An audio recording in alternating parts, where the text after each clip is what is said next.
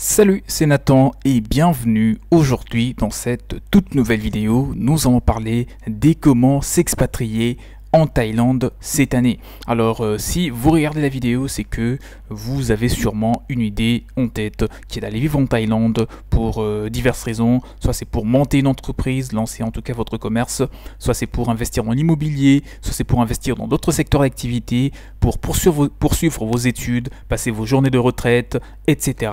Il y a diverses raisons qui peuvent aujourd'hui motiver quelqu'un à vouloir vivre en Thaïlande et c'est justement la raison pour laquelle moi je me suis dit que je devais vous faire une vidéo, une petite vidéo là-dessus dans laquelle je veux quand même vous donner des informations importantes, des informations en tout cas des bases qu'il faut connaître lorsque on a le projet d'aller vivre en Thaïlande. Mais avant de décortiquer ce sujet pour vous, je vous conseille de vous abonner avant toute chose, activer la cloche de notification que vous êtes en train de voir juste en bas pour ne plus rater les prochaines vidéos qui seront publiées à ce sujet, donc sur l'expatriation, sur l'entrepreneuriat, l'immobilier et bien tant d'autres. Donc activez la cloche et pour toutes ces personnes qui veulent me contacter pour avoir plus d'informations sur comment mieux s'expatrier en Thaïlande, je vous ai mis à disposition de programmes et des documents qui vous permettront d'avoir davantage d'informations plus précises sur comment aller vivre en Thaïlande. Donc voilà, et mon mail vous le trouverez dans la description de la vidéo comme je l'ai dit, et nous rentrons dans les vifs du sujet. Donc vous vous demandez comment réussir bien entendu votre expatriation en Thaïlande. Ça c'est sûrement la question que vous posez. Vous rêvez de tout plaquer pour aller vivre au pays du sourire et profiter de la vie sous les tropiques. Mais si à ce sujet vous ne savez pas par où commencer, comment vous y prendre, ni par où commencer, sachez que la bonne nouvelle c'est que moi je suis là et je vous aide, comme je l'ai dit, sur les informations en tout cas qui vous permettront de savoir comment rentrer sur le territoire thaïlandais. Alors pour vous expatrier justement en Thaïlande, 3 types de visas vous sont possibles à cet effet. À moins d'avoir un travail qui vous attend en Thaïlande ou un compagnon thaïlandais. Donc si vous avez un compagnon thaï avec qui vous êtes marié, vous aurez peut-être un peu de mal à avoir un visa long terme directement. Plusieurs options sont donc à envisager. Le visa touriste, ça c'est le premier type de visa parmi les 3. Donc c'est une première option pour rester jusqu'à 3 mois dans le pays. Si le visa a donc à l'arrivée en Thaïlande et des 30 jours, vous pouvez en demander de 2 mois à votre ambassade que vous pourrez rallonger facilement sur place d'1 mois supplémentaire. Le deuxième type de visa que vous pourrez éventuellement demander auprès de l'ambassade de la Thaïlande dans votre pays pour que vous puissiez rentrer sur le territoire thaïlandais, c'est le visa RON. Donc le visa RON, une ancienne tactique était de passer la frontière et de revenir dans la journée afin de repartir pour 30 jours. Mais depuis quelques mois, déjà, c'est une pratique qui est regardée de près et qui peut être refusée si considérée comme abusive. Donc le visa RON, c'est un visa. Si vous faites un aller-retour dans la journée, vous rentrez en Thaïlande pour ressortir, par exemple en fin de journée ou dans l'après-midi, il est possible par la suite de bénéficier de ce visa. Mais voilà, je peux dire les conditions sont de plus en plus serrées concernant ce type de visa. Et le troisième visa qui te permettra de rentrer en Thaïlande, c'est le visa étudiant. Il est donc possible à cet effet d'obtenir un visa étudiant en s'inscrivant dans une école du pays ou d'anglais pour une période minimale de 6 mois. Il vous faudra par contre valider votre présence régulière à l'école avec des feuilles de présence et des discussions avec le fonctionnaire tous les 2 ou 3 mois. Avec donc aucun de ces visas ne vous permet de travailler directement, mais vous pourrez ainsi faire vos recherches sur place, ce qui est bien plus aisé. Une fois un contrat trouvé avec une entreprise, vous pourrez passer sur un visa donc non immigrant B avec un work permit.